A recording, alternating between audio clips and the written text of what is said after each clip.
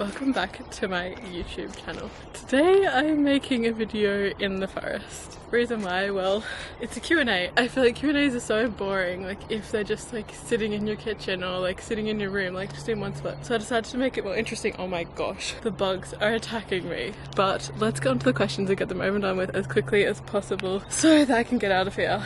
I mean, I love it here, but spring is really springing right now and there's bugs everywhere. So I have the questions on my phone and let's hope the audio works because there is a highway kind of near here and I honestly don't know how it's going to turn out. So fingers crossed I don't have any fancy audio or anything. So the first question is, how long did you do it for? Was it too long or was it too short? Just right. So I have so far been an au pair here for 9 months and I began on the 13th of August and well, I arrived on the 1st, but I did a bit of travel first and then I started being an au pair on the 13th of August. And since then I've been there. I've been here for over 9 months now, which is kind of crazy. And yes, I would say if you had have asked me probably 5 months ago maybe, like I'd be like, there's no way that, like, this is gonna be forever, like how the heck am I gonna finish this? It's gonna be so long. But now that I'm at the 9-month point, like the time is kind of flying. Like it feels like just like a couple of days ago that it was the 1st of May and I was like, what the heck, like it just keeps flying. So I can imagine like the next 3 months that I have left, because I'm doing 12 months, they're just gonna fly by as well, and it's kind of crazy. So 12 months I found was good, but it's also quite long. I think it would have also been good to do like 9 months. Like I feel like 12 months is a really good amount. Okay, next question. How much should you save up? So I saved up personally about 12,000 Australian dollars, which is 8,000 euros kind of. I've spent quite a bit of that on like there's a couple of expenses that you need to pay when you become an au pair. Like I'm very lucky because my parents helped me like with some of them, and because they helped me I've been able to travel like a lot more and I've been able to save my money for travel. But yeah, you kind of need to like flights, you have to pay for visa stuff, German courses if you're doing that. Yeah, and like it depends what you want really, because you do kind of earn money while you're here. I get paid 330 euros per month. 280 euros is like an allowance salary sort of thing, and then there's 50 euros which is money dedicated for like transport and a German course. That money doesn't really cover the German course. German courses are so expensive. Transport is also really expensive, but yeah, just something you got to deal with, I guess. But it just, the amount of money that you need to save up kind of just depends on what you want to do here. Like if you just want to like be here, I guess, learn the language, do like a couple of trips, then you can definitely get by on the au pair salary, especially because you don't have to pay for your own food and you get accommodation. So you can definitely get by, but it's definitely a tighter budget if you don't bring like some savings. Like, so I've been able to go traveling quite a lot because I saved beforehand and brought money with me. How did I get the visa? The visa process, basically, well, not really basic, it was extremely complicated, guys. Do not recommend. I never want to get a visa again.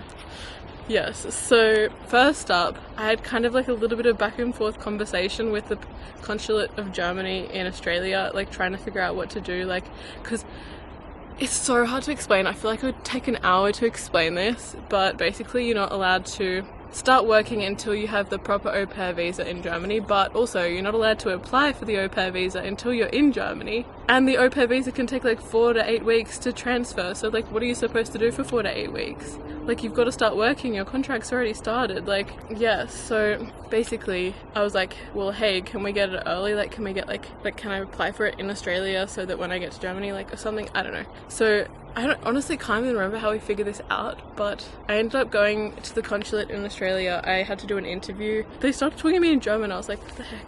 Yeah, I was like so confused. I was like, what are you saying? Like, do you think I speak German?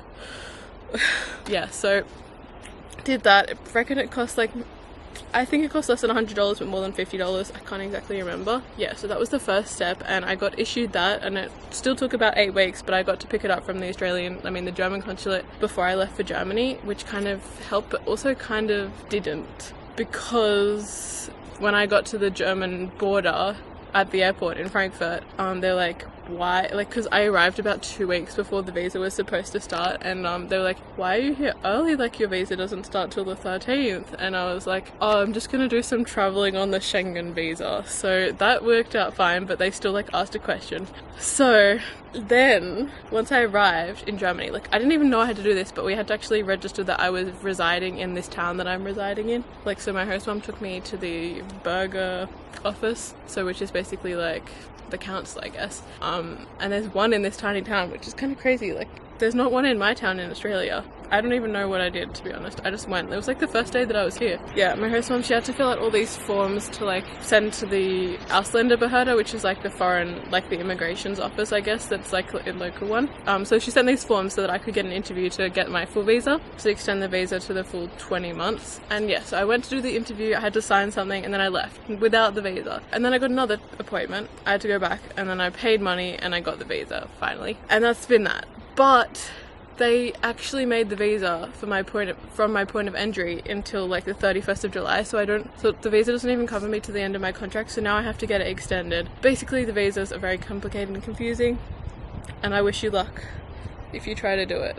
You got this. Do not let this deter you. It'll all work out. Just like trust the process, you know? Okay, language learning prep. Basically, as an Australian, I have to have an A1 level certificate of German to be able to get issued the visa, but actually they didn't even check that when I did it, so I don't know if it's like really required, but they did ask me about it when I had the interview at the German consulate in Sydney, but not in Germany. So, and when I was in Sydney I didn't have it yet because I was still doing the course and it was like months in advance. But yeah, I did get it.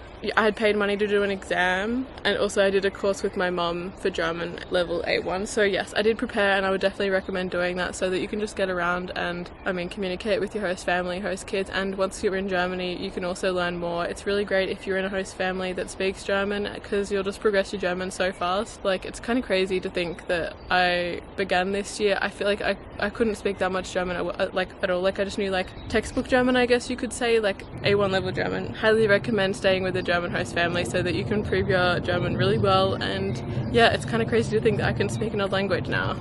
I began knowing basically nothing, and now I can speak German, you know, like communicate. Not really great, but...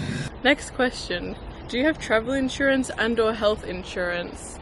So I think under the contract I'm basically the host family is supposed to provide me health insurance whilst I'm here in Germany. I don't have travel insurance for the entire time that I'm here, but I did buy specifically travel insurance for my skiing in France trip because I didn't want to have any unexpected high expenses from that. So I did pay like 100 euros for that insurance for like 4 days. That was definitely worth it, just in case, and the ski trip was amazing, so highly recommend doing a ski trip if you're in Europe. I didn't mention this before when I was talking about visas, but the visa that I'm on in Germany is called an au pair visa, which is specifically for au pairs to work in Germany, and you're only allowed to get it for 1 year. And I actually know someone who's getting it extended to an extra 4 months. Not sure how she did that, but yes, she is. Yes, and yeah, you're only allowed to have an au pair visa once, so make the most of it. What's something you wished you knew before becoming an au pair? Well, probably that like going out would be like so hard, because basically I went to my friend's house on the weekend. She lives in Wiesbaden, which is probably, let me look at how many kilometers away that is from me. Okay, so Wiesbaden is 48 kilometers away from me, and in order to get there on the weekend I rode my bike for 30 minutes, caught one train for like about an hour, and then another train for also 45 minutes maybe, and then I caught a bus for like 20 minutes to her place, and all in all it took about 3 hours. 3 hours to get to my friend's place, 50 kilometers away, with the public transport and my bicycle. So it is kind of crazy. In the description of my au pair job it said Frankfurt, 40 minutes away. I'm like, great, 40 minutes is nothing, but I did not factor in the fact that I would have to like get myself to the train station, get the train, wait for the train, get to Frankfurt, get to wherever else I want to be. So yes, it's definitely not easy to get. Like, it definitely takes time. It doesn't feel like it's taking that long, but also it's like so much in the like scheme of things, so many hours just go away from your day. Yes, that's one thing I wish I knew. Next question. Was Germany your first choice / what other countries were you interested in? No, Germany was not my first choice, but actually a couple of years ago, well not couple, like 5 years ago. So at this point I was 14 years old and I really wanted to move to Germany. I was obsessed with Audi and BMW. Like I would have gone to Audi or BMW, doesn't matter which one, but I really like Audis and BMWs. So I was like, I'm gonna do an internship, I'm gonna go to Germany, I'm gonna be an intern at Audi or BMW. Yeah, that was basically the dream. That dream has changed. I still think that'd be cool, but it's not really the dream anymore. But as an au pair, what country did I want to go to? My first choice was London. I really wanted to do it in London, but that was proving difficult. Also, I was looking into these au pair jobs 10 months in advance, which is pretty long, and yeah, probably even 11 months actually, and I feel like a lot of people, they do it spontaneously or like 1 or 2 months in advance. So there wasn't like a huge range of host families to choose from, but I was really lucky that my current host family, they messaged me, and yeah, we just sorted it out and that was it. But I did have like other countries as options, like Switzerland, Austria, Germany. Those were my options basically. Next question, how long in advance did I organize my au pair job? Well, I kind of just answered that, and that was, I started looking 11 months in advance and I began 10 months after I had organized it. How do I find Germany? Well, I really like Germany, honestly. Like the spring, it's so beautiful. And I love that the transport can get you basically anywhere. I like the language actually, like it's kind of surprising. I honestly don't find it to be very harsh language. Like I find it to be a nice language, and I love the slang that people use. It's honestly cool, and I just love hearing the young people, like the younger generation, speak German. Not like kids, I mean like teenagers, young adults. Yeah, I just love how they speak it. Those are a few things that I love about Germany. Also, supermarkets are great. Bakeries, bread, oh my gosh guys. And like whenever there's a market, just a bratwurst, so good. Like you can't go wrong there, honestly. Yeah, highly recommend. The only thing I do miss is there's not like a cafe culture like there is in Australia. Like Australia, the cafes that open at like 6 a.m.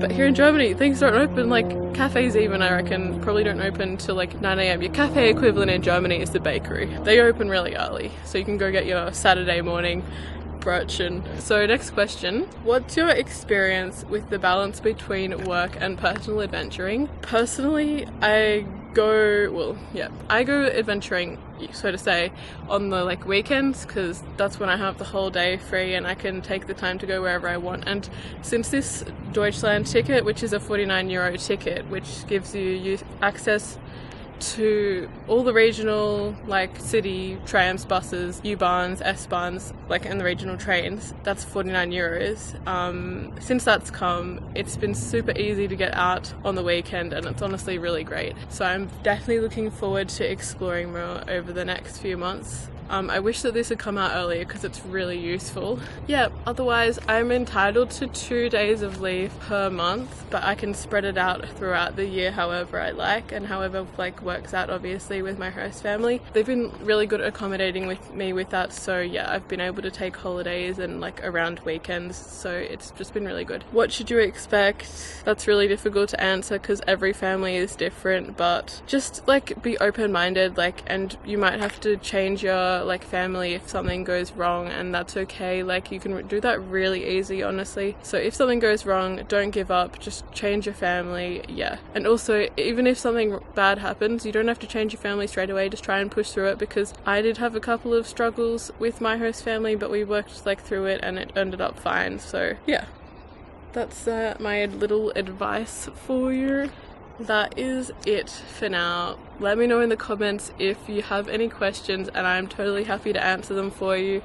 Yeah, I'll write them down in the comments. So hope you enjoyed the video, like it if you did, and subscribe, of course, because you don't want to miss out on any of my other videos. Check out my other videos as well if you want to see more au pair content and traveling.